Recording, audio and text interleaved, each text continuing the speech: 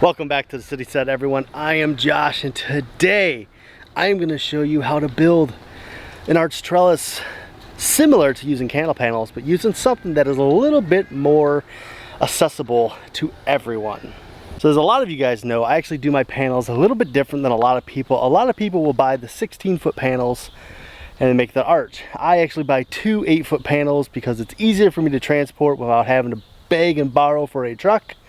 And also I like that it gives me some flexibility within my garden because I can cut these zip ties that I use to hold them together, and I can actually fold it over top of this bed and make two small little kind of high tunnels for winter growing or really late fall growing. So that's the long and short of why I use 8-foot panels to make my cattle panel trellises. So all these cattle panel trellises, they have a lot of history in the garden. They've been used for many years by many people, and recently in the past couple of years on YouTube, they have really gotten, you know, just shot to the moon as one of the best things out there in the garden. And I love them for vertical garden. They are great, and there's a lot of benefits to them. They're pretty strong, pretty sturdy. You don't have to worry about them. You can put them up, you can leave them for years and years and years to come, and they will last forever. So this right here is actually concrete wire remesh.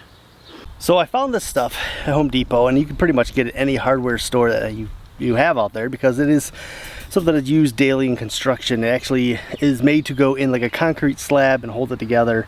So one of the drawbacks of this is that it's not a finished material. So what we're gonna do today is try to fix that, tidy it up a little bit. And I'm going to tell you a little bit of differences between that and the cattle panel. So this is actually 7 foot long. As you know, I use cattle panels that are 8 foot, and there's also ones that are 16 feet. So you're going to lose a foot on each side of this. It's a little bit of space, but it's not that bad. It's something you can work with for sure, especially if you have raised beds. That little distance there is not going to matter to you at all. And the other difference is that this is actually 8 inches shorter width-wise than the cattle panels are, so you lose a little bit of that too, but it's still not bad. And these are actually like $9 and some odd change at Home Depot, which is pretty good compared to the 8-foot panels that are cattle panels. They cost a little bit more money. I believe the 16-footers are probably about close in price. The difference is we're going to do a little bit of work to these to make them look a little nicer if we want. As you can see right here, they kind of got like this oxidized metal powder and stuff on them. So I'm going to try to clean these up a little bit, and then we're going to actually paint these to make them just look a little bit nicer. So a couple things about the wire remesh is it's actually a smaller gauge wire. It's still sturdy enough to stand up on its own. It's just not as thick as a cattle panel. So you guys know that I did the 8-foot cattle panels because it's really easy to transport inside my SUV. Well, this stuff is even, being a foot shorter, it's a little bit easier, and that it's a smaller gauge. You can really fold this up and really get it a little more compact than the cattle panels. I think that this is a really good, you know, space saver. This is a real back saver. These are even easier to work with than the 8-foot panels. They're going to be lighter, they're going to be easier to manipulate and shape the way you want because they're a little bit thinner gauge, but they'll also hold up the strength that we need them to hold our plants for us. Alright, so our first step to clean these up a little bit before we use them is I'm actually going to rinse them off with the hose, because I want to try to wash off some of that metal dust and stuff on there. Just clean them up a little bit because I'm going to adhere some spray paint to them, and I want that to be able to stick to them real easy.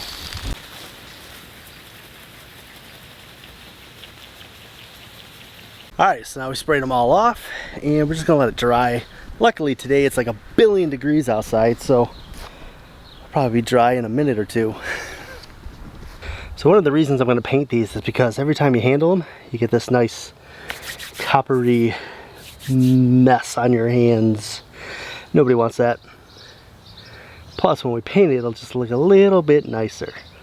Alright, so now that they're all dry, next up on our list is a can of spray paint. This bad boy right here cost me a whole 97 cents. So if you guys are looking to save money, buy the cheap stuff. So we got $10 in each panel, $1 can of spray paint. So we'll be able to make 2 arches for, what is it, $41. Pretty decent price.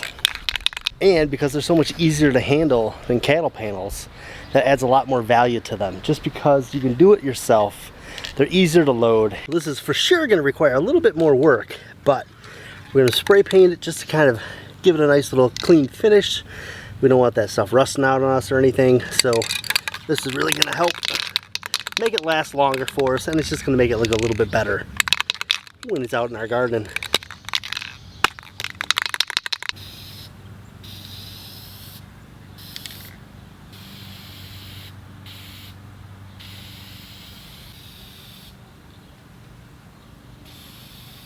Oh, you ever change plans just mid what you're doing? I was gonna paint both of these, all four of these, with that black spray paint. But I'm thinking now, after seeing that big old poof of paint going up into the environment, which can't be that great, and the fact that it's literally like 100 degrees out here, I think I'm gonna leave this second set the way it is, and we're gonna do kind of a comparison. We're gonna see which one looks better at the end of the season. The one that we painted black, or the one that we didn't treat at all and then we just threw out there. It'll be a good experiment, good learning curve for all of us to figure out what's best to actually do. Genius, it's a genius idea, I tell you. It may have just struck me now, but I think it's genius. And it saves me a lot of work. So now I can go inside where it's, you know, nice and cold. Air conditioning. Alright, so we're gonna let these sit. And then we're gonna go build our arches. So as you guys know, one of the things with the cattle panels and using the 8-foot was that it made it really accessible for a lot of people because it's a lot easier to handle and do on your own. So same with these, 7-foot long, they're a little bit thinner gauge metal, which means it's really easy to fold up and they actually take up a little less space in the car. So let me show you how easy it is to actually transport these. We're just gonna got our stack here, and we got 4 of them stacked together here.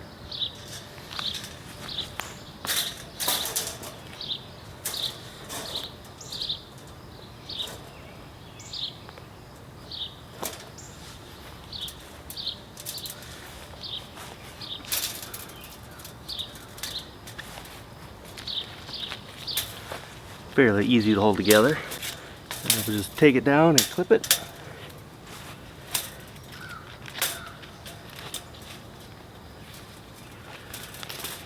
Through that side, back up and over.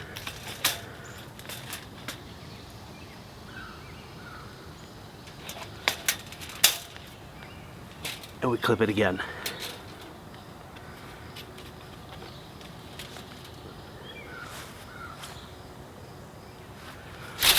Once you got that nice little teardrop shape, it's super easy to pick up. These are way lighter than the cattle panels. I'm picking up 4 of these, no problem whatsoever.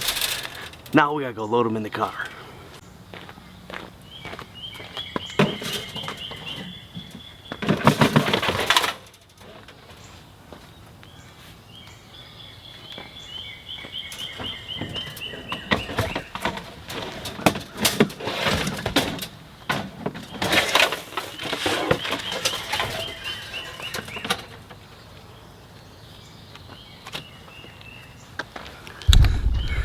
So you can see how nice and easy they fit in there. Ignore the mess. There's actually a lot of extra room in here, and they fit just real easy. Slid right in the back of this SUV. Perfect.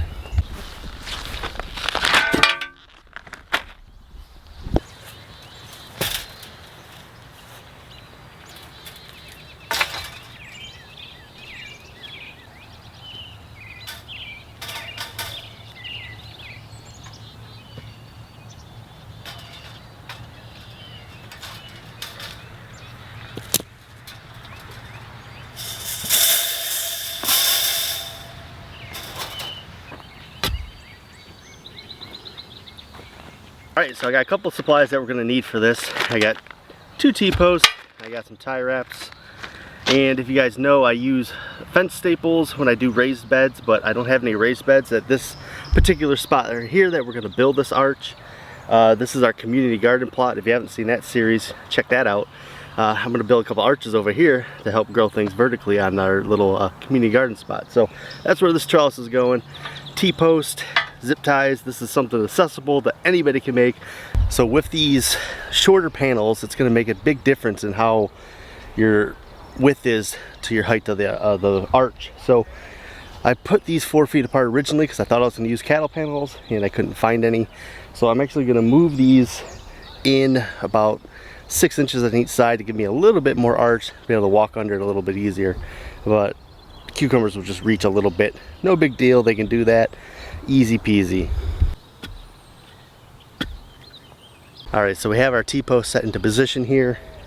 Now we have to do the panels, and there's 2 ways you can do this. One way is you can set the panel on one side, attach it, and then attach it to the other side, bend the tops together, and tie wrap them. That's what I've been doing. Or you can lay them out flat, vertically, tie wrap them together first, and then set them in here, and you'll already have them tie wrapped at the top. So we're going to go ahead and do that because the other video I do the other method, so we're going to do something different for this one. Try this other method of laying them out flat, attaching them first before we set them in there. So let's go ahead and do that, make them attached so they have one long piece.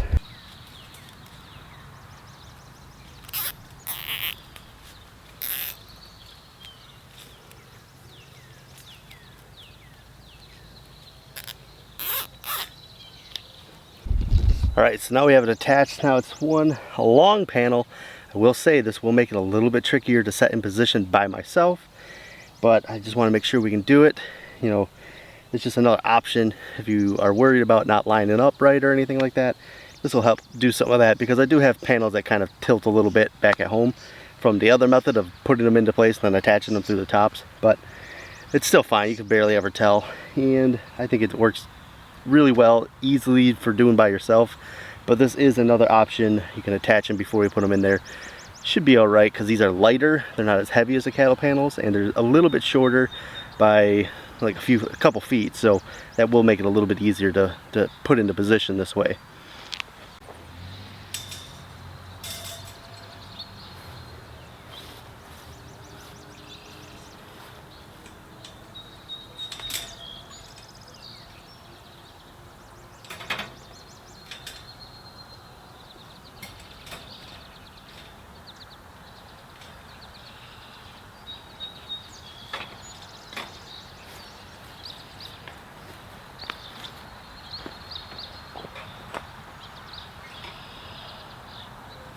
So that actually worked out pretty decent. As you can see right now, the only thing holding it in place is these T-posts, and they're kind of forced in there. You can see at the bottom here, it's curving inward.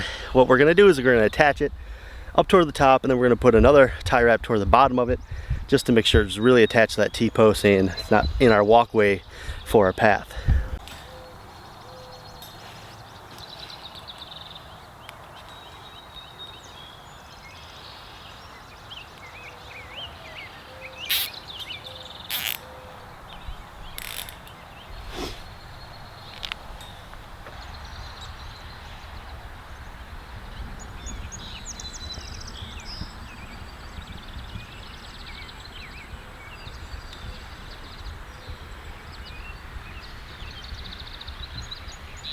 Alright, so here you guys go, an alternative to cattle panels.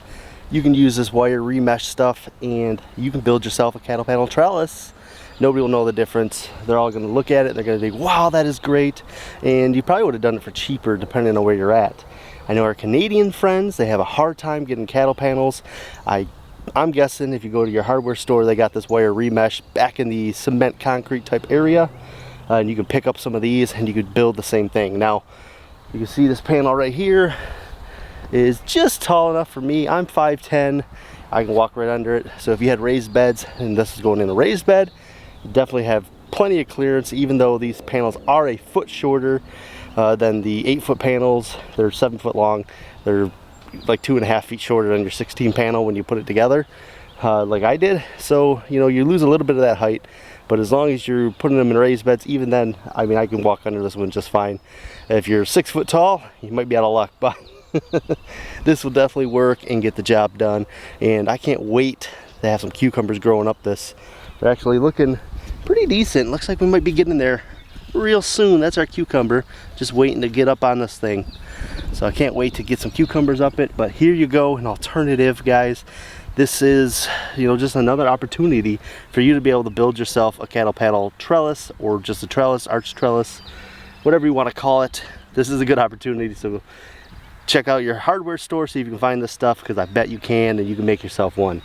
But that's all I got for you guys. Remember to be bold and grow bold, and as always, I'll see you in that next video.